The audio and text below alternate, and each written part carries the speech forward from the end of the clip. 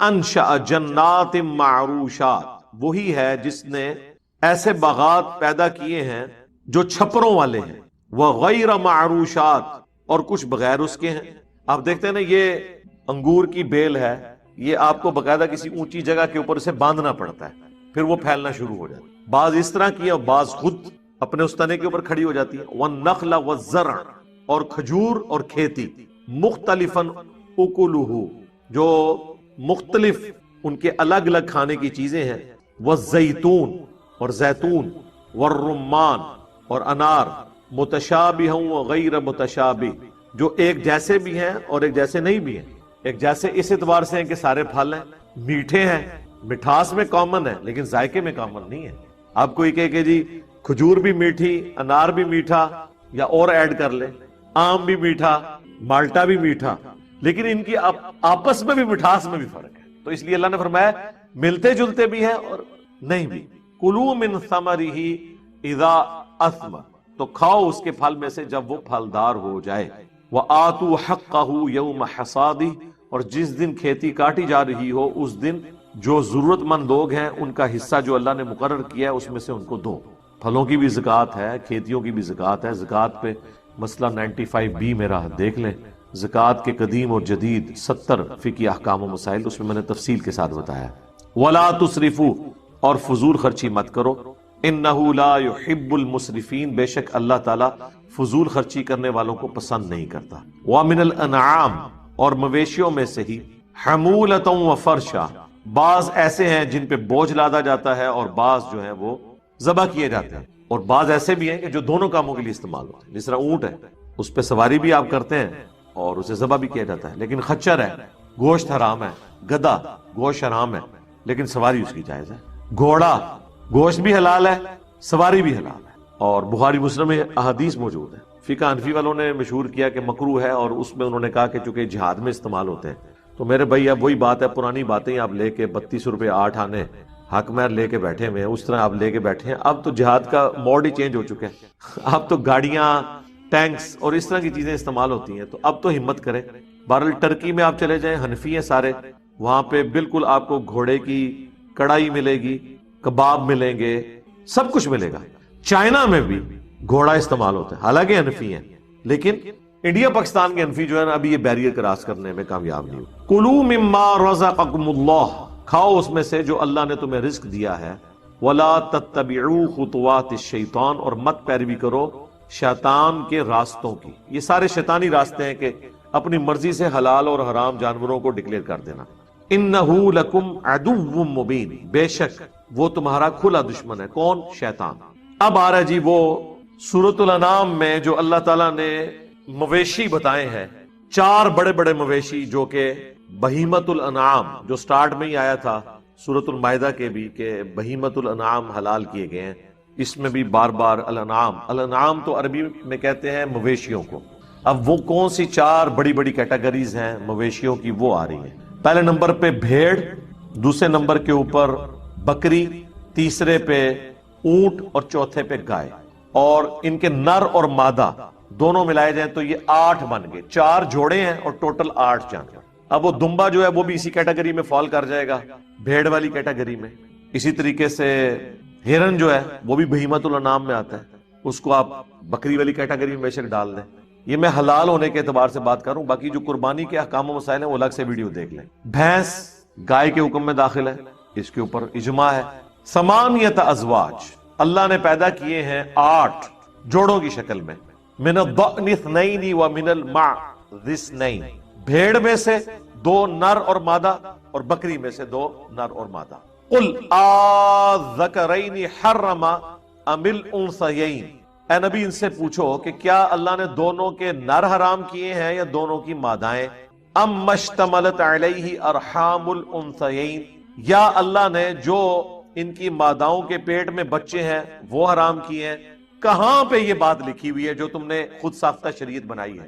نبئونی بعلم، مجھے بتاؤ علم کے ذریعے، عشق و سرور کے ذریعے نہیں، کوئی علمی بات کر۔ ان کنتم صادقین، اگر تم سچے ہو، لاؤ کوئی علم، کوئی تمہارے پاس کتابیں موجود ہوں، انبیاء کے آثار ہوں کہ یہ شریعت کا ہمارے پاس نالج ہے جس کی بنیاد پہ ہم بات، یہ نہ ہو کہ اسی تو شروع تو این جی کر دیں آیا، یہ بات نہیں۔ وَمِنَ الْإِبِلِ اثْنَيْنِ، اور اونٹ میں سے بھی نر اور مادہ، وَمِنَ الْبَقَرِ اثْنَيْنِ، اور گائے میں سے بھی نر اور مادہ 2، یہ 8 پورے ہو گئے۔ قُلْ آذَّكَرَيْنِ حَرَّمَ أَمِ الْأُنثَيَيْنِ، اے نبی تم فرماؤ کیا دونوں نر حرام کیے اللہ نے یا دونوں مادہ؟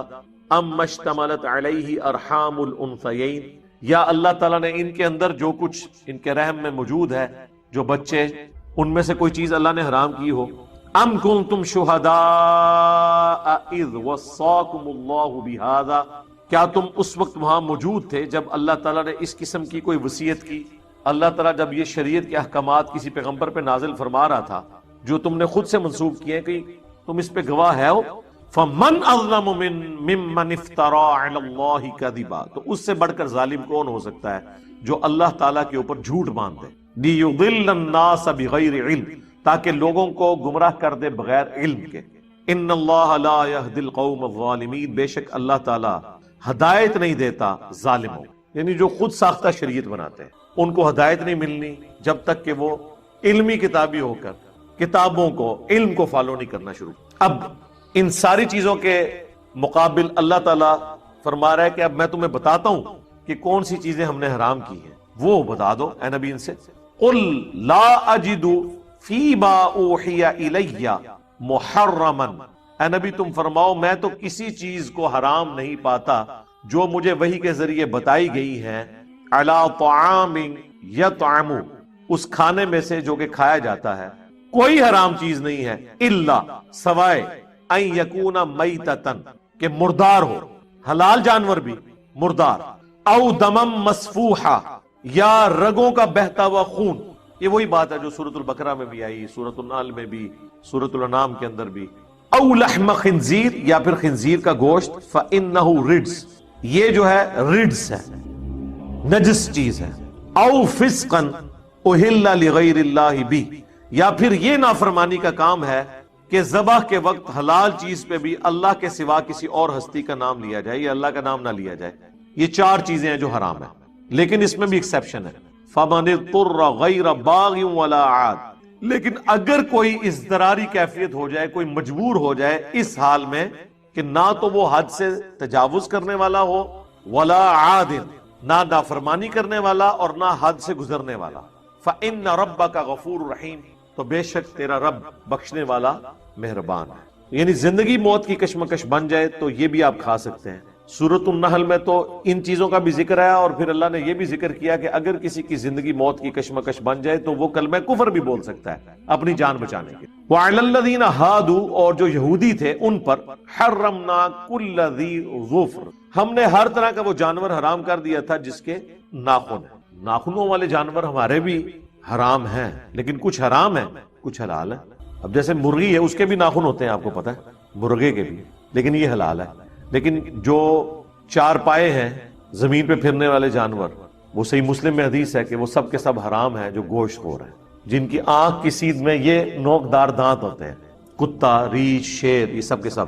اور اسی طریقے سے اڑنے والے پرندوں میں جو گوشت خور ہیں، عقاب، چیل، کوا بھی حرام ہے۔ اور اسی طریقے سے باز، وہ بھی شکار کرنے والا ہے، وہ سب کے سب۔ وَمِنَ الْبَقَرِ وَالْغَنَمِ حَرَّمْنَا عَلَيْهِمْ شُحُومَهُمَا، اور جو جانور تھے نا حلال جانور بھی، جن میں گائے اور بکری، ہم نے حرام کر دی تھی ان پر ان کی چربی۔ گوشت کھا سکتے ہیں، چربی نہیں کھا سکتے۔ ہاں، اب ساری چربی حرام نہیں تھی، جس سے بچنا مشکل ہے وہ والی چربی نہیں، جو الگ سے جو ایکسٹرا چربی نکلتی ہے وہ حرام تھی۔ جس طرح خون بھی حرام ہے، لیکن جو خون ہڈیوں کے گودے کے اندر ہے وہ حلال ہے، جو گوشت کی بوٹی کے اندر ہوتا ہے ہڈی اور گوشت کے جوڑ میں، وہ حلال ہے۔ اس لیے آیا تھا بہتا ہوا لہو، جو ہے رگوں سے، رگوں کا جو خون ہے وہ حرام ہے۔ تو یہاں پہ بھی آ رہا ہے کہ جو چربی پوری نکلتی ہے وہ تو حرام ہے، جو علیحدہ ہو سکتی ہے۔ الا ما حملت ظہورهما، سوائے اس کے کہ جو ان کی پیٹھ پہ لگی ہے، او الحوایا، یا ان کی آنتوں کے ساتھ ہے، او مختلط بعظم، یا ان کی ہڈی کے ساتھ جڑی ہوئی ہے، وہ حلال تھی۔ باقی جو ایکسٹرا چربی ہے وہ حرام۔ ذالک جزیناہم ببغیہم، یہ ہم نے سزا دی تھی ان کی سرکشی کے سبب۔ لیکن ہماری امت میں یہ اب ساری چیزیں حلال ہیں، اللہ تعالیٰ نے وہ ان سے پھر پابندی اٹھا لی جو سورۃ الاعراف میں ہے نا کہ یہ نبی جو ہیں ان پہ جو بوجھ تھے نا وہ بھی اتارتے ہیں، اور کئی چیزیں جو حرام ہوئی تھی وہ حلال کرتے ہیں۔ وَإِنَّا لَصَادِقُونَ، اور بے شک ہم سچ کہہ رہے ہیں، ضرور ہم سچ کہہ رہے ہیں۔ صدق اللہ العظیم، بے شک اللہ نے سچ فرمایا۔ فَإِن كَذَّبُوكَ، اور اگر یہ جھٹلا دیں اے نبی آپ کو، فَقُلْ رَبُّكُمْ ذُو رَحْمَةٍ وَاسِعَةٍ، تو اے نبی آپ فرما دیں کہ بے شک تمہارا رب رحمت والا ہے، کشادگی والا ہے۔ وَلَا يُرَدُّ بَأْسُهُ عَنِ الْقَوْمِ الْمُجْرِمِينَ، اور نہیں ٹالا جا سکتا اس عذاب کو اس قوم سے جو جرم کرنے پر اڑی ہوئی ہو۔ یعنی آپ کا کام صرف پہنچانا ہے، ہٹ درمی کی وجہ سے نہیں مان رہے، سینہ میں بھٹک گئے۔ حضرت موسیٰ علیہ السلام کی بد دعا لگ گئی ان کو، کیونکہ انہوں نے قتال اور جہاد سے انکار کر دیا تھا۔ یہ وہ مشہور واقعہ اب آنے لگا ہے جسے اصحاب سبت کا واقعہ کہتے ہیں، ہفتے والے دن کے لوگ، یعنی ہفتے کی نسبت کے ساتھ۔ جس طرح مسلمانوں کے لیے جمعے کا دن ہے، کرسچنز کے لیے اتوار کا دن ہے، یہودیوں کے لیے ہفتے کا دن اللہ تعالیٰ نے مقرر کیا تھا اسپیسیفکلی۔ گو مسلمانوں کو اللہ تعالیٰ نے اس طرح پابند نہیں کیا کہ صرف انہوں نے جمعے والے دن ہی اللہ اللہ کرنی ہے، وہ تو پوری زندگی کرنی ہے، لیکن ان کے لیے پورا ہفتے کا دن وقف تھا، وہ کوئی اور کام نہیں کر سکتے تھے سوائے اس کے کہ وہ خدا کے ساتھ اپنی کمٹمنٹ کریں گے، پورا دن عبادت میں گزاریں گے۔ اور ساتھ ہی ساتھ ان پہ دوسری آزمائش یہ ڈالی گئی تھی کہ ہفتے کے دن وہ شکار بھی نہیں کریں گے۔ مچھلیوں کا شکار جو ان کے لیے گزر بسر کا ذریعہ تھا، ہفتے کے دن نہیں کریں گے، باقی دنوں میں کریں، سٹور کر کے کھائیں، کوئی مسئلہ نہیں ہے۔ لیکن انہوں نے اللہ تعالیٰ کے حکم کی نافرمانی کی، اس کے بدلے میں اللہ تعالیٰ نے انہیں بندر اور خنزیر بنا دیا، وَلِعَوْذُ بِاللَّهِ تَعَالَى۔ یہ واقعہ مسلمانوں کے لیے اس اعتبار سے بڑا عبرت کا نشان ہے کہ اگلی امتوں کو دنیا میں ہی نافرمانیوں کی سزا مل جایا کرتی۔ اس امت کے لیے نبی صلی اللہ علیہ وآلہ وسلم کی دعاؤں کی برکت سے دنیا میں کافی حد تک مسئلہ اللہ تعالیٰ نے ٹال دیا، لیکن آخرت میں عذاب ہوگا۔ یہ نہیں ہے کہ وہ معاف ہو جائے گا جو غلط حرکتیں کی۔ یہ اصحاب سبت کا واقعہ ہے، یعنی ہفتے والے دن سے متعلقہ لوگ، یہی وہ لوگ تھے جو بندر بنا دیے گئے، خنزیر بنا دیے گئے۔ یہاں پہ یہ واقعہ آ رہا ہے، وہ انشاءاللہ ہم تفصیل سے کور کریں گے۔ اس واقعے میں جو سب سے عبرت والی چیز ہے وہ یہ ہے کہ بنی اسرائیل کے لوگ 3 گروہوں میں بٹ گئے۔ ایک وہ لوگ تھے جنہوں نے کہا کہ ہم اللہ تعالیٰ کے اس حکم کی نافرمانی نہیں کریں گے، پلس جو لوگ نافرمان تھے انہیں وہ اس نافرمانی سے روکتے تھے۔ یہ سب سے اعلیٰ ترین درجہ ہے۔ دوسرے وہ لوگ تھے جو خود تو نافرمانی نہیں کرتے تھے لیکن نافرمانوں کو روکتے نہیں تھے۔ یہ سب سے آسان کام ہوتا ہے اس حوالے سے۔ کسی کی گالیاں نہیں کھانی پڑتی، آپ کو مخالفت نہیں سہنی پڑتی، کیونکہ جب آپ کسی کو روکیں گے تو ظاہر ہے پھر آپ کی بدنامی وہ کرے گا، آپ کو دشمنی مول لینی پڑ جائے گی۔ یہ دوسری کیٹیگری تھی، میٹھی میٹھی بات کرنے والے لوگ، صرف فضائل اعمال سنانے والے لوگ، برائی سے روکنے والے نہیں، صرف امر بالمعروف کرنے والے لوگ، نیکی کا حکم دینے والے لوگ، نہی عن المنکر، برائی سے روکنے والے نہیں۔ اور تیسرے وہ بدبخت تھے کہ جو ڈائریکٹلی اس حکم کی نافرمانی کر رہے تھے اور ہفتے کے دن وہ شکار کرتے تھے۔ اب حیران کن بات ہے، اللہ تعالیٰ نے تینوں گروہوں کا ذکر کیا، اس کے بعد جب اینڈ رزلٹ سنایا نا تو یہ سنایا کہ اللہ نے نجات دے دی ان لوگوں کو کہ جو نہ تو خود یہ کام کرتے تھے بلکہ وہ باقیوں کو بھی اس برائی سے روکتے تھے۔ یعنی جو گونگے شیطان نہیں تھے، خود بھی برائی سے بچتے تھے، لوگوں کو بھی روکتے تھے، انہیں تو ہم نے نجات دے دی، اور جو برائی کرنے والے تھے ان کو ہم نے بندروں کی شکل بنا دیا۔ اور جو تیسری کیٹیگری تھی نا، ان کا اللہ تعالیٰ نے ذکر کرنا بھی گوارا نہیں کیا کہ ان کا انجام کیا ہوا۔ اتنا ذکر ضرور کیا کہ اس طرح کے لوگ تھے۔ پوچھو ان سے اس بستی کا حال جو ساحل سمندر کے اوپر آباد تھی۔ یہ چھوٹی چھوٹی سمندری جھیلیں تھی جو بعد میں جوڑ کے گوروں نے نہر سوئز بنا دی۔ اس زمانے میں یہ سمندری جھیلیں تھی جو آباد تھے ساحل سمندر۔ اذ یعدون فی السبت، جب وہ حد سے بڑھ گئے ہفتے کے دن کے بارے میں۔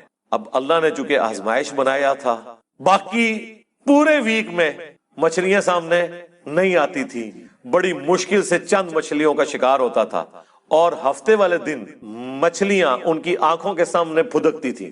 مچھلیوں کو بھی پتہ چل گیا تھا کہ آج کے دن ان کے ہاتھ پاؤں بندھے ہوئے ہیں، یہ کچھ کر نہیں سکتے، ان کو بھی اپنے ایکسپیرینس سے پتہ چل گیا تھا، تو وہ بھی اللہ تعالیٰ کی طرف سے ان پہ آزمائش مسلط ہوئی کہ ایک بھوکے بندے کے سامنے آپ لا کے مرغن غذائیں رکھ دیں تو ظاہر ہے اس کا تو روزہ ٹوٹے گا. اسی کا اللہ نے ذکر کیا ہے اذ یعدون فی السبت اذ تأتیہم حیتانہم یوم سبتہم شرعا، جبکہ ہفتے کے دن ان کے پاس مچھلیاں پانی پر پھدکتی تھی، سامنے آ جاتی تھی. یعنی انہوں نے چینگے لاندی اصل کہ ہاں جی پھڑ لو، اب ان کے سامنے آ رہی ہیں آزمائش ان کے لیے. وَيَوْمَ لَا يَسْبِتُونَ، اور جب ہفتے کا دن نہیں ہوتا تھا لا تأتیہم تو ان کے پاس وہ نہیں آتی تھی. باقی دنوں میں ان کو مشکل سے شکار کرنا پڑتا تھا، ہفتے کے دن ان کے سامنے پھدکتی تھی. اب یہ آزمائش تھی، اسی لیے ہفتے والے دن وہ کثرت میں سامنے نظر آتی تھی. کذالک، اس طریقے سے نبلوہم بما کانوا یفسقون، ہم نے آزمائش میں ڈال دیا بسبب اس کے کہ وہ نافرمانی کیا کرتے تھے. اس سبب سے اللہ تعالیٰ نے انہیں آزمائش میں ڈالا ایک مشکل وقت. ظاہر ہے اللہ تعالیٰ کی طرف سے جو آزمائش آتی ہے نا، سب سے بہتر تو یہ کہ آزمائش نہ آئے، اور جب آ جائے تو یہ اللہ تعالیٰ کا خاص کرم ہوتا ہے کہ کوئی شخص اس آزمائش سے بچ جائے. نبی علیہ السلام نے تو اسی لیے دعا کی ہے، جو میں نے اکثر آپ کو بتایا ہے، جامعہ ترمذی میں، مسند احمد میں اور مشکاۃ المصابیح میں بھی 748 نمبر حدیث ہے جو نبی علیہ السلام کو خواب میں اللہ کی زیارت ہوئی تھی. اس میں آپ نے جو دعا کی تھی اور نبی علیہ السلام نے کہا کہ یہ میری دعا لے لو اور باقی لوگ بھی یاد کرو، اس میں یہ بھی الفاظ ہیں وَإِذَا أَرَدْتَ فِتْنَةَ فِي قَوْمٍ فَتَوَفَّنِي غَيْرَ مَفْتُونٍ، اے اللہ جب تو کسی قوم کو آزمائش میں ڈالے نا تو ہمیں اس آزمائش سے دور ہی رکھ. ہاں یہ نہیں ہے کہ انسان بہادر بن کے کہ اے اللہ میرے پہ آزمائشیں ڈال اور مجھے صبر دے، نہیں، یہ کہنا چاہیے کہ اے اللہ آزمائش سے دور رکھنا. ہاں جب کبھی ناگزیر ہو جائے وَلَنَبْلُوَنَّكُمْ بِشَيْءٍ مِّنَ الْخَوْفِ وَالْجُوعِ وَنَقْصٍ مِّنَ الْأَمْوَالِ وَالْأَنفُسِ وَالثَّمَرَاتِ، تو ٹھیک ہے اس میں اللہ تعالیٰ صبر دے، سب کچھ ہے، لیکن پہلی پرائورٹی نبی علیہ السلام نے یہی دعا سکھائی ہے کہ اللہ تعالیٰ فتنے میں مبتلا نہ کرے، کیونکہ بڑے بڑے ایمان والوں کے روزے ٹوٹ جاتے ہیں اس طرح کی آزمائش. جب امام حنیفہ رحمہ اللہ کے اوپر مشکل وقت آیا ہے تو پھر امام حنیفہ ہی کھڑے ہوئے ہیں خلیفہ منصور کے خلاف، باقی ان کے زمانے کے بڑے بڑے علماء مصلحت کا شکار ہو گئے. جب احمد بن حنبل کے دور میں خلق قرآن کا مسئلہ کھڑا ہوا ہے تو احمد بن حنبل رحمہ اللہ نے ہی استقامت دکھائی ہے، باقی کئی لوگ جو ہیں اس زمانے کے جو بڑے بڑے ائمہ ہیں مصلحت کے شکار ہو گئے. تو ہر زمانے میں جو حسینی فکر ہے وہ چند ایک لوگ ہی لے کے چلتے ہیں، سب میں اتنی جرت نہیں ہوتی. تو اللہ تعالیٰ فرماتا ہے کہ بسبب ان کی نافرمانیوں کے ان کو ہم نے آزمائش میں ڈالا. یعنی پہلے بھی ان کے کرتوت ایسے تھے، تو جب کرتوت برے ہوتے ہیں تو بعض اوقات اللہ تعالیٰ آزمائش ڈال دیتا ہے، اور یہ ان کے اوپر آزمائش تھی. وَإِذْ قَالَتْ أُمَّةٌ مِّنْهُمْ، جب ان میں سے ایک گروہ نے کہا لِمَ تَعِظُونَ قَوْمًا، کیوں تم ایسی قوم کو واعظ و نصیحت کرتے ہو، قَوْمًا اللَّهُ مُهْلِكُهُمْ، کہ جس قوم کو اللہ تعالیٰ ہلاک کر دے گا، او معذبهم عذابا شدیدا، یا انہیں شدید عذاب دینے والا ہے. یعنی کیوں سمجھاتے ہو ان نافرمانوں کو، چھوڑو، انہوں نے اپنی قبر میں جانا ہے، تم نے اپنی قبر میں جانا ہے، چپ کر کے تم تو برائی نہیں کر رہے نا، ان کو ان کے حال کے اوپر چھوڑ دو. ان کا جواب سنیں کیا ہے. قالو، وہ کہنا شروع ہو گئے اس کے جواب میں، معذرۃ الی ربکم ولعلہم یتقون، ہم تو یہ اس لیے ان کو برائی سے روکنے ہیں کہ اپنے رب کے حضور عذر پیش کر سکیں کہ یا اللہ جو ہم. اب آ رہی ہے میرے بھائیوں وہ آیت، آپ دیکھیں کہ یہ پورا کانٹیکسٹ آیت نمبر 60 سے شروع ہے سورۃ النساء کی، کہ منافقین اپنے فیصلوں کے لیے طاغوت کے پاس جاتے تھے، یعنی یہودیوں کے پاس، اور ان کے سامنے جا کے کہتے تھے کہ ہم اوپر سے تو مسلمان ہوئے ہیں لیکن اندر سے تمہارے ساتھ ہیں، تاکہ کل کو اگر نعوذ باللہ اسلام کی دعوت ناکام ہوئی تو ان کے پاس واپسی کا کوئی پلیٹ فارم موجود ہو. اور نبی علیہ السلام کے سامنے آ کے وہ اللہ کی قسمیں کھا رہے ہیں کہ نہیں ہم تو وہاں دعوت دینے کے لیے گئے تھے. یہ ساری آیات آپ نے سن لی، سورہ النساء کی آیت نمبر 60 سے لے کر 63 تک. اب اس کانٹیکسٹ میں یہ آیت آ رہی ہے 64، منافقین کے بارے میں، کلمہ گو مسلمانوں کے بارے میں جو قانوناً صحابی بھی تھے، کیونکہ باقیوں کو تو نہیں پتا تھا کہ انہوں نے اندر سے ایمان قبول کیا یا نہیں. حتیٰ کہ بخاری اور مسلم دونوں میں آتا ہے کئی بار حضرت عمر نے اجازت مانگی عبداللہ ابن ابی کے بارے میں کہ یا رسول اللہ اجازت دیں اس کی میں گردن کاٹ دوں. یعنی اگر حضرت عمر کو یہ سمجھ آ رہی تھی کہ یہ اوپر سے کلمہ گو ہے اندر سے منافق ہے تو نبی علیہ السلام کو نہیں پتا تھا؟ آپ علیہ السلام کو بھی اسیسمنٹ سے پتا تھا. اس کے جواب میں اللہ کے نبی علیہ السلام نے کیا فرمایا؟ بخاری اور مسلم دونوں میں حدیث ہے، آپ نے فرمایا چھوڑ دو عمر، لوگ کہیں گے یہ اپنے صحابہ کو قتل کرواتا ہے. یعنی نبی علیہ السلام نے عبداللہ ابن ابی اور منافقین کو بھی صحابی کہہ دیا. یہ الارمنگ پوائنٹ ہے. میں اس کی انجینئرنگ نہیں کرتا، پھر آپ لوگوں کو برا لگے گا. کہ کلمے کا احترام ہوتا تھا کہ ٹھیک ہے اوپر سے کلمہ پڑھا ہے نا، تو لوگ کہیں گے یہ صحابہ کو قتل کرواتا ہے. حتیٰ کہ بخاری مسلم میں آتا ہے کہ نبی صلی اللہ علیہ وآلہ وسلم نے اسی عبداللہ ابن ابی کا جنازہ بھی پڑھایا، اپنا کرتا کفن کے طور پہ اسے دیا، اپنے مبارک ہاتھوں سے قبر میں اتارا. یہ کہانی شریف نہیں ہے، بخاری مسلم میں. اپنا لعاب دہن اس کے منہ میں ٹپکایا. تو آپ کی نظر میں تو شاید اتنا کچھ کرنے کے بعد اس کی بخشش ہو جانی چاہیے، لیکن قرآن میں اللہ تعالیٰ نے سورہ التوبہ میں فرمایا آپ 70 دفعہ بھی ان کے لیے دعا کریں نا، ہم نے ان کی مغفرت نہیں کرنی، ہم نے انہیں معاف نہیں کرنا، کیونکہ یہ اللہ اور اس کے رسول کے دشمن ہیں.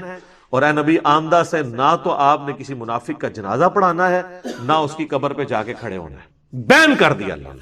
تو یہ پورا کانٹیکسٹ وہ چل رہا ہے کہ منافقین اپنے فیصلوں کے لیے بعض اوقات اپنی مرضی کا فیصلہ لینے کے لیے اگرچہ حاکم کے طور پر، پولیٹیکل لیڈر کے طور پر، ایک دینی لیڈر کے طور پر بھی، اور پیغمبر کی حیثیت سے نبی علیہ السلام کو مانتے تھے، اس کے باوجود جب اپنی مرضی کا فیصلہ لینا ہوتا تھا یہودیوں کے علماء کے پاس جا کے فیصلہ کرواتے تھے. پیغمبر کی موجودگی میں مولویوں کا کیا کام ہے کہ آپ جا کے ان سے فیصلے کروائیں؟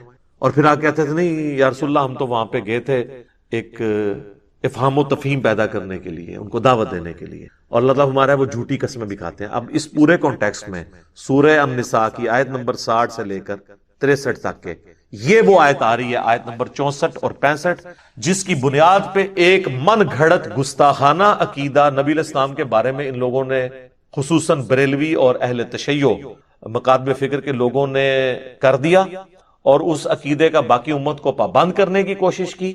ایون دیوبندیوں کا بھی کسی حد تک یہی عقیدہ ہے سوائے اہل حدیث کے، اور لوگوں کو پابند کیا کہ جو اب اس کو نہیں مانے گا نا وہ گستاخ رسول ہو جائے. وہ یہ آیت ہے وَمَا أَرْسَلْنَا مِن رَّسُولٍ، اور ہم نے کوئی رسول بھی ایسا نہیں بھیجا الا مگر یہ کہ لِيُطَاعَ بِإِذْنِ اللَّهِ، اس کی اطاعت کی جاتی ہے اللہ کے اذن کے ساتھ.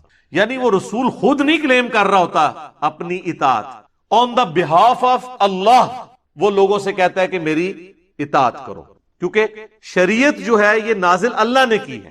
پیغمبر شریعت کا موجد یا کریٹر نہیں ہوتا، بلکہ شریعت پہنچانے والا ہوتا ہے. اور پھر اس کا کلائمیکس وہ ہے سورہ النساء کی آیت نمبر 80، آگے چل کے آ جائے گی. مَن يُطِعِ الرَّسُولَ فَقَدْ أَطَاعَ اللَّهَ، جس نے رسول کی اطاعت کی گویا اس نے اللہ کی اطاعت کی. پھر سورہ آل عمران میں بھی آیت گزری ہے قُلْ إِن كُنتُمْ تُحِبُّونَ اللَّهَ فَاتَّبِعُونِي يُحْبِبْكُمُ اللَّهُ. یہ بھی یہودیوں کے کانٹیکسٹ میں تھی. اے نبی تم فرما دو کہ بالفرض اگر تم اللہ سے محبت کرتے ہو نا، اے یہودیوں کہتے ہو ہم اللہ کے چہیتے ہیں، پھر تمہیں میری اتباع کرنی. اور اتباع کہتے ہیں محبت کے ساتھ کسی کی پیروی کرنا. صرف پیروی جو ہے نا وہ اطاعت ہوتی ہے، اتباع ہوتی ہے محبت کے ساتھ پیروی، جنہوں اسی پنجابی کہنا ٹڈو مننا، اندروں مننا. پھر اللہ تعالیٰ تم سے محبت کرے گا، یحببکم اللہ ویغفر لکم ذنوبکم، اور تمہارے گناہوں کو بھی بخش دے گا، جو اندر سے رسول اللہ کے ساتھ محبت رکھتے ہوئے اتباع اور اطاعت اختیار کریں گے. تو یہاں پہ کہا جا رہا ہے کہ کوئی رسول بھی ایسا نہیں آیا کہ مگر یہ کہ اس کی اطاعت کی جاتی تھی اللہ کے اذن کی وجہ سے. یعنی تمام پیغمبروں کا یہی سٹیٹس تھا.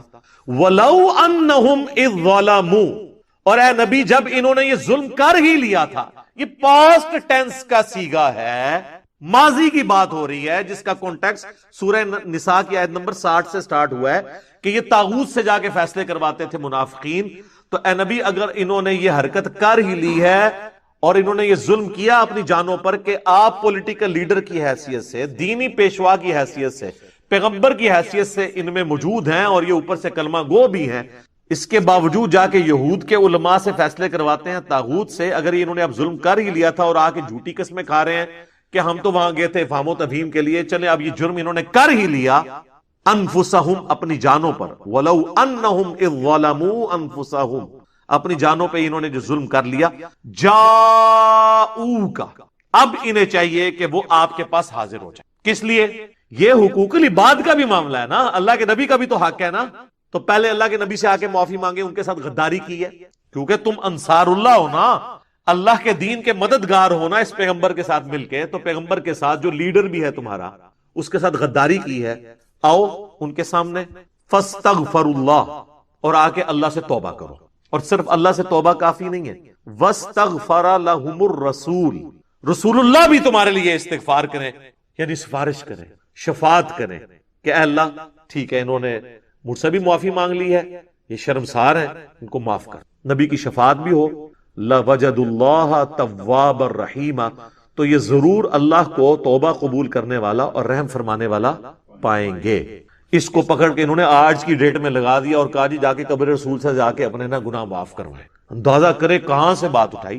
میں اس کی پوری ڈیٹیل انجینئرنگ انشاءاللہ کروں گا، باقی اب ساری گفتگو اسی کے اوپر ہے۔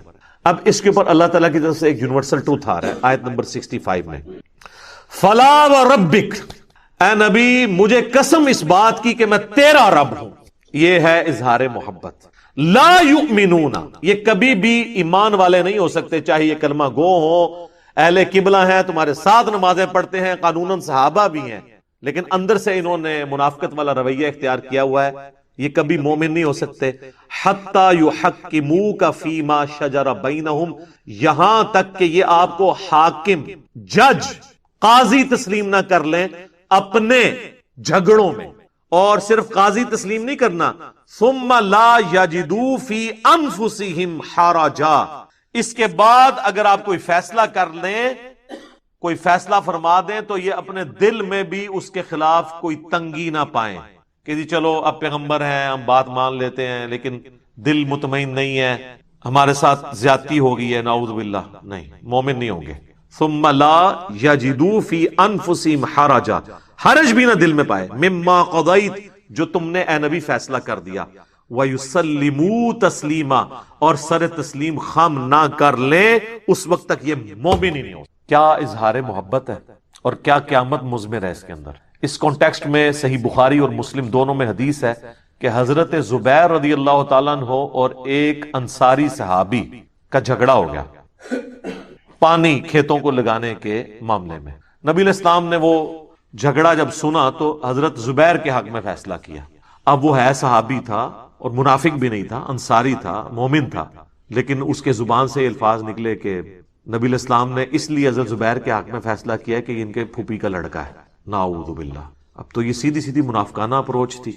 اس کانٹیکسٹ میں پھر اللہ تعالیٰ نے کہا کہ اگر کسی کے دماغ میں وہ کیڑا ہے نا کہ وہ اس قسم کی حرکتیں کر کے بھی رسول اللہ کے فیصلے پر اعتراض کرنے کے باوجود مومن رہ سکتا ہے، وہ مومن کوئی نہیں ہے جب تک دل سے تسلیم کر کے سر تسلیم خم نہ کر دے۔ اگر دل میں بھی تنگی آئی، ایمان فارغ۔ اچھا، اس کانٹیکسٹ میں ایک جعلی واقعہ ہے جو تفسیر ابن کثیر سے لوگ کوٹ کرتے ہیں، لیکن حافظ ابن کثیر نے ساتھ لکھا ہوا ہے کہ جعلی ہے واقعہ، کہ جی ایک مومن تھا، اوپر سے اندر سے منافق تھا، اس نے نبی علیہ السلام سے فیصلہ کروایا تو حضور نے یہودی کے حق میں فیصلہ کر دیا اور مسلمان کے حق میں نہیں کیا۔ وہ حضرت ابو بکر کے پاس آیا، انہوں نے بھی کہا کہ رسول اللہ نے جب فیصلہ کیا تو میں کون ہوتا ہوں۔ پھر وہ حضرت عمر کے پاس گیا تو حضرت عمر نے کہا کہ اچھا تھوڑی دیر ٹھہر، اندر گئے، تلوار لے کے اس کا گردن کاٹ دی، اور اس کی بنیاد کے اوپر یہ پورا جو ملک کے اندر ہنگامہ کھڑا کرتے ہیں نا کہ آپ قانون کو خود ہاتھ میں لیں اور جس کو آپ سمجھتے ہیں نا گستاخ رسول ہے اسے کاٹ دیں، لیکن اس میں ایک شرط ہے جو اندر چھپی ہوتی ہے کہ وہ آپ کے فرقے کا نہیں ہونا چاہیے۔ یعنی اشرف علی تھانوی رسول اللہ کو ماننے والے کو کاٹ دینا ہے آپ نے، چشتی رسول اللہ والے کو کہنا ہے معرفت کی بات ہے، اور چشتی رسول اللہ والی جو پارٹی کے خلاف کوئی پارٹی ہے تو وہ چشتی رسول اللہ والے کو کاٹ دے اور اشرف علی رسول اللہ کہنے والے کے بارے میں صرف نظر کرے۔ ساری فرقہ واریت کی جنگ ہے، اور یہ دونوں آپس میں مل کے ایک دوسرے کے ساتھ کو ایگزسٹ کریں، اور غلام احمد قادیانی دجال کے ماننے والوں کو کاٹنا شروع کرتے ہیں۔ دعوت کہیں بھی آپ کو نظر نہیں آئے گی، اور نام لیتے ہیں ختم نبوت کے۔ یہ جتنی تحریکیں ہیں یہ ختم نبوت تحریکیں نہیں ہیں۔ ختم نبوت تحریک وہ ہوگی جو قادیانیوں کو بھی غلط کہے گی اور چشتی رسول اللہ اور اشرف علی رسول اللہ پڑھوانے والوں اور ان کو انڈورس کرنے والوں کو بھی کٹہرے میں لا کے کھڑا کرے گی۔ یہ نہیں ہے کہ وہ لوگ بزرگیاں ویل کریں اور ان کو آپ جو ہے وہ کافر کافر کہہ کے تو اس بنیاد کے اوپر چندے اکٹھے کرتے رہے۔ لہٰذا میں ان تمام تحریکوں کو کہتا ہوں یہ اینٹی قادیانی تحریکیں ہیں۔ ختم نبوت تحریک صرف اس پلیٹ فارم سے، اللہ کے فضل سے، کہ جس نے ختم نبوت کے اوپر ڈاکہ مارا ہے، معرفت کے نام کے اوپر یا کشف و الہام کے نام کے اوپر یا عقیدہ امامت کی بگڑی ہوئی شکل مانتے ہوئے یا کسی بھی اور طریقے سے یا امتی نبی والا فراڈ کرتے ہوئے، سب کے سب کو ایک لاٹھی سے ہانکا جائے گا، پھر آپ لوگوں تک دین کی بات پہنچا سکتے ہیں۔ ادروائز تو پھر ظاہر ہے کہ ایکسیپٹنس تو نہیں ملے گی۔ لوگ کہیں گے جی اپنے گھر کی صفائی کرتے نہیں ہیں، دوسروں کے اوپر بات کرتے ہیں، اور یہی وہ چیز ہے جو قادیانیوں کو اسلام کی طرف نہیں آنے دیتی۔ وہ کہتے ہیں ان کے بابوں نے بھی کام ڈالا ہوا ہے، اور میں نے آپ کو بتایا ہے کہ قادیانی جو ہے یہ صوفیوں میں سے نکلا ہوا فرقہ ہے۔ اور کئی بار میں نے ایک بات بتائی ہے کہ ہمارے پاس ایک بھائی آتے تھے تو وہ بخاری و مسلم میں جو نماز کا طریقہ لکھا ہوا ہے، رکوع میں جاتے وقت اور اٹھتے وقت رفع الیدین کرنا، انہوں نے جب شروع کیا تو ان کے بڑے بھائی تبلیغی جماعت میں اٹلی کے اندر وہ امیر تھے، ان کے گھر جماعتیں رکتی تھی، وہ چھٹیوں پہ آئے تو وہ آگے آتے ہی سیدھا، ان دنوں میں اپنے گھر میں درس دیا کرتا تھا، سیدھا آ کے چڑھائی کر دی جی میرے بھائی کو آپ نے قادیانیت کی طرف لگا دیا۔ جناب یہ ہمارا ہی حوصلہ ہے کہ ہم یہ ساری باتیں سن، ہم مسکراتے ہیں، ہمیں پتا ہوتا ہے کہ اب یہ قابو میں آ گیا، کیونکہ ہمارے پاس تو علم کی طاقت ہے اللہ کے فضل سے، جس کو نہ شکست ہو سکتی ہے، جو نہ چوری ہو سکتی ہے، الحمدللہ علم وہ تلوار ہے۔ تو میں تسلی سے بات سنی، میں نے کہا میرے بھائی میں آپ کے ساتھ پوری ہمدردی کرتا ہوں، ہمارے گھر کے قریب ہی قادیانیوں کی عبادت گاہ ہے، تو ہم سارے اٹھ کے چلتے ہیں وہاں جا کے دیکھتے ہیں، اگر قادیانی آپ کے طریقے کے مطابق نماز پڑھ رہے ہوئے، یعنی حنفی طریقے پہ بغیر رفع الیدین کے، تو وہ آپ میں سے نکلا ہوا فرقہ ہے، اور اگر وہ رفع الیدین کے ساتھ پڑھ رہے ہوئے تو پھر آپ ہمارے کھاتے میں اسے ڈال دیجیے گا۔ بس اتنی بات کرنے کی دیر تھی، کہتے نہیں نہیں نہیں کوئی ضرورت نہیں، اور بات مانی بھی کوئی نہیں، کیونکہ انہیں پتا چل گیا تھا کہ یہ تو پھر ماننا پڑ جائے گا کہ تو یہ ہمارے ہی حنفی بھائی ہیں۔ تو قادیانی آج کی ڈیٹ میں حنفی ہیں۔ یہ بعض لوگ جو ان کے چند ایک مسائل پکڑتے ہیں نا جی فاتحہ خلف الامام میں ان کا یہ عقیدہ ہے، یہ تفردات ہیں، اوورآل وہ حنفی ہیں۔ حنفیوں میں بھی تو کئی ایک شاخیں ہیں نا، بریلوی کہتے ہیں انگوٹھے چومنے والے کی شفاعت ہوگی، اور وہ کہتے ہیں فقہ حنفی کی بنیادی کتاب فتاوی شامی جسے رد المختار کہتے ہیں، جو در مختار پہ حاشیہ ہے، اس میں لکھا ہوا ہے۔ جب ہم دیوبندیوں کو دکھاتے ہیں کہ یہ تو آپ کی مشترکہ کتاب ہے، اس میں لکھا ہوا ہے انگوٹھا چوما کریں، وہ کہتے ہیں جی لکھا تو ہوا ہے لیکن یہ مفتہ بھی ہی نہیں ہے۔ مفتہ بھی کو تو بعد میں دیکھیں گے، ابن عابدین شامی کو بیتی کیوں نہیں کہتے، وہ اب اتنا بھاری ہے کہ اسے نہیں کہہ سکتے۔ تو انگوٹھے چومنے والے معاملے میں بریلوی درست ہیں ایز فار ایز فقہ حنفی از کنسرن۔ قرآن و سنت کے حساب سے نہ یہ درست ہے نہ وہ درست ہے، فقہ حنفی کے مطابق۔ تو اس قسم کے نا لوگ پھر حربے اڈاپٹ کرتے ہیں۔ تو یہ تو قادیانیوں کی نماز کا طریقہ آپ دیکھ لیں، یہ انہی کے طریقے کے مطابق نماز پڑھ، تو جدھر سے نکلے ہوئے ہیں انہی کے طریقے کے مطابق عمل کریں گے نا۔ یہ وہ آیت تھی جی سورہ النساء کی آیت نمبر 64، جس کے اوپر انہوں نے پورا عقیدہ کھڑا کیا، وَلَوْ أَنَّهُمْ إِذْ ظَلَمُوا أَنفُسَهُمْ جَاءُوكَ۔ اور جی قرآن میں اللہ تعالیٰ نے فرما دیا ہے کہ جب کوئی اپنی جان پر ظلم کر لے، رسول اللہ سے آ کے شفاعت کروا لے، تو کہتے ہیں دیکھیں جی آپ بعد والی امت کو محروم کرنا چاہتے ہیں اتنی بڑی فضیلت سے۔ صحابہ کرام تو اپنی مبارک زندگیوں کے اندر جا کے حضور سے دعا کروا لیتے تھے، آج امتی کیا کرے؟ تو آج قبر پہ جائے، ایگو خود ہی کہانی بنا لی ہے، قبر پہ جائے اور جا کے عرض کرے۔ اور یہ عقیدہ بریلوی، دیوبندی، شیعہ تینوں کا مشترکہ ہے، صرف اہل حدیث اس عقیدے کو درست نہیں سمجھتے۔ اب یہ دھوکہ دینا کہ جی آج کے لوگ کدھر جائیں جی شفاعت کے لیے، صحابہ کرام تو اتنا فائدہ اٹھا لیا انہوں نے، آج کے امتی کیا کریں؟ سر آپ کے بارے میں بھی اللہ کے محبوب صلی اللہ علیہ وآلہ وسلم کی حدیث ہے صحیح مسلم میں کہ جو اذان کا جواب دے اس کے بعد مجھ پہ درود شریف پڑھے، اللہم صلی علی محمد وعلی آل محمد، اور پھر الوسیلہ والی دعا مانگے، تو قیامت والے دن میری شفاعت اس کے لیے حلال ہو جائے گی۔ اس کے لیے قبر رسول پہ جانا ضروری نہیں ہے، یہاں پہ بھی آپ یہ سب کچھ کریں آپ کو فضیلت ملے گی۔ پھر جامعہ ترمذی میں حدیث ہے کہ جو شخص اللہ کا ذکر اور دروشی پڑھ کے اللہ کی طرف متوجہ ہوتا ہے، اللہ تعالیٰ اسے عطا فرماتا ہے۔ لہٰذا آج کے ڈیٹ میں بھی کسی نے توبہ کروانی ہے تو اللہ کا ذکر کرے، دروشی پڑھے، اللہ کی طرف متوجہ ہو، کسی جگہ نہ بھی جائے تب بھی اللہ تعالیٰ اس کی دعا قبول کرے گا۔ لہٰذا یہ بھی جو شیطانی وسوسہ تھا اللہ کے فضل سے میں نے اس کو سیٹل کر دیا الحمدللہ۔ اب اس عقیدے کی بنیاد کیا ہے، وہ چند ایک باتیں میں ایک ایک کر کے اسے کور کر دیتا ہوں۔ ایک تو آپ کو یہ اس کا کانٹیکسٹ سمجھ آ گیا کہ یہ اس دور کے اعتبار سے تھا۔ وہ کہتے ہیں جی قرآن کی آیات تو جنرل ہیں، آپ ان کو حضور کے زمانے تک کر رہے ہیں۔ یہ وہ لوگ ہیں جب انہیں ہم توحید کی کوئی آیات بتاتے ہیں کہتے ہیں یہ تو بتوں کے بارے میں ہے، تو کافروں کے بارے میں نازل ہوئی ہیں، اور جب یہ آیت آئی تو اس کو آج بھی فٹ کرنے کے لیے تیار ہے۔ تو آپ اس بات کو سمجھ لیں، آدھی بات ان کی درست ہے، ہم بھی کہتے ہیں بتوں کی آیات آپ نہ لگائیں اہل ایمان کے اوپر۔ ہمارے پاس تھوڑی آیات ہیں جو قرآن حکیم میں انبیاء کے بارے میں ہے کہ وہ نہ کسی کے نفع کے مالک ہے نہ نقصان کے۔ سورۃ الاعراف آیت نمبر 188 بالکل واضح آیت ہے جس کے اندر اللہ کے محبوب صلی اللہ علیہ وآلہ وسلم کے بارے میں آیا قُلْ لَا أَمْلِكُ لِنَفْسِي نَفْعًا وَلَا ضَرًّا، اے نبی تم فرما دو میں تو اپنی جان کے لیے بھی کسی نفع اور نقصان کا مالک نہیں ہوں، إِلَّا مَا شَاءَ اللَّهُ، ہاں مگر جو اللہ میرے لیے فیصلہ کرتے۔ وَلَوْ كُنْتُ أَعْلَمُ الْغَيْبَ، اور اگر میں خود غیب جان لیتا لستکثرت من الخیر، تو میں بہت خیر کثیر جمع کر لیتا، وما مسنی السوء، اور مجھے کبھی کوئی تکلیف نہ پہنچتی۔ جب مجھے پہلے ہی پتا چل جاتا کہ میرے ساتھ یہ معاملہ ہونے والا ہے، میں کوئی اس کا تدارک کر لیتا۔ ان انا الا نذیر و بشیر، میں تو نہیں ہوں مگر ڈر سنانے والا اور خوشخبری سنانے والا، لقوم یؤمنون، ان کے لیے جو بات ماننا چاہیں، ایمان لانا چاہیں۔ تو یہ واضح قرآن میں آ گیا ہے، تو اس کی بات تو ضرورت ہی نہیں ہے۔ پھر سورۃ المائدہ میں اللہ تعالیٰ نے اولو العزم پیغمبر عیسیٰ ابن مریم اور ان کی والدہ جو اولیاء کی سردار ہیں، ان سے بڑھ کے تو کوئی بزرگ نہیں ہو سکتا نا جو پیغمبر کی ماں ہے، ان کے بارے میں ہے مل مسیح ابن مریم الا رسول، المائدہ 75۔ مسیح ابن مریم تو نہیں تھے مگر ایک رسول، قد خلت من قبلہ الرسل، ان سے پہلے بھی کئی رسول گزرے، وامہ صدیقہ، اور ان کی ماں سچی عورت تھی، کانا یاکلان الطعام، دونوں کھانا کھانے کے محتاج تھے، کھانے کے محتاج تھے۔ انظر کیف نبین لہم الآیات، اے نبی دیکھو ہم اپنی آیتیں کس طرح کھول کھول کے بیان کرتے ہیں، لگی لپٹی بات نہیں، کھول کے۔ ثم انظر انا یؤفکون، اور ان کی طرف بھی دیکھو پھر بھی الٹے پھیرے جا رہے ہیں۔ اس کا مطلب ہے کہ جس نے بات نہیں سمجھنی اس کو کھلی بھی بات بھی سمجھ نہیں آئی۔